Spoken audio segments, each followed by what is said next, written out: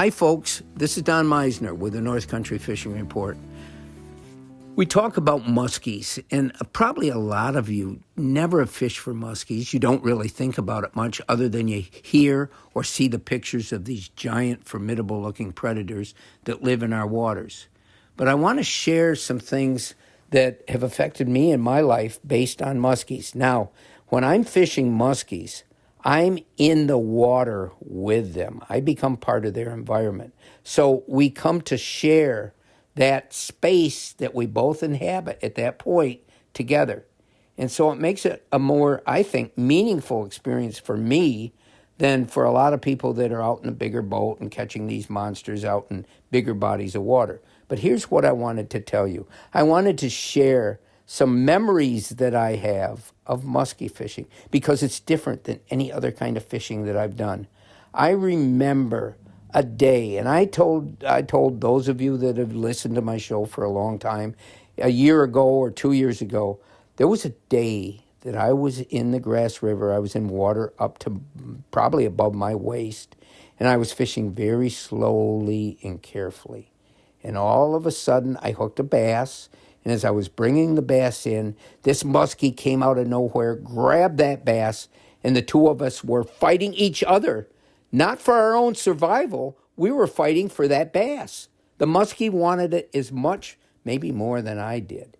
But eventually, because he wasn't hooked, he was just grabbing it with his teeth, which is formidable in itself, the bass came out of its mouth. And usually you'd think, okay, so long. But no, not in this case. The muskie continued to come back. It came right by my legs. And I lifted that bass out of the water, and its head came out of the water to get it, and it missed it. But instead of swimming away, it lay there within a foot of me, looking up, waiting for me to put that bass back in the water. And folks, I'm telling you, this is, you can think this is a typical fish story, but it isn't. And we went back and forth with this about 5 times. 5 times I'd put the bass back in the water, and the fish, I wasn't sticking my hands down to take the bass off the hook because that big, massive, monstrous, mean-looking muskie was staring up at me. And this went on 6 or 5 times, I forget, and eventually the muskie won. Eventually it tore that bass off the line, and it swam away. Now, I've had similar incidents like this. I've been in the water with these muskies, had them come to strike near me. They see me. I'm only in water knee-deep to waist-deep. The water's clear. They see me, and I don't scare them a bit. And I almost put a personality to them. It's not like they're just another being out there either swimming or running through the woods.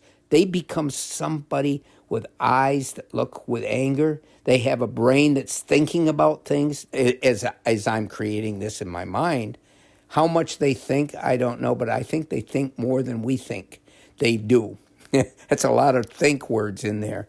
But these are the experiences that I've had with muskies, and that's why fishing for them it's really a special sort of enterprise. And I've also been thinking about what it is that matters to me. What do I remember out of the experiences of catching them or other fish? And it really, when it gets down to the time when we have to release the hook from a fish, we've won. We've beaten them down, and they have succumbed to the fight, and you pick them out of the water. That's so much of an anticlimax. It's almost a saddened part of the whole thing because everything that makes fishing such a great experience, to me anyway, is all the things that happen in between. The strike, which starts the whole thing, that shocks me and excites me, and then the battle. And will it come flying out of the water? What's it going to do? What is it going to try to use to get the hook off? These are the things that are part of the moment. And when it finally's over, everything's over. The motion, the rewards, and it's not like, okay, I beat you. It's like we've had a time together. And, I think back to the times that I lose fish, which is often. And I've always told my buddy Russ, the one thing, if I can just see it, I hook it, it's battling, I don't know anything other than I've got a fish at the other end. It might not even be the species I think. It might be a monster beyond description. If I can just see it, then I'm happy. It can get away, and that's fine. At least we encountered each other and we went into battle. And that's what a big part of fishing is to me. But muskies are special. They really are special.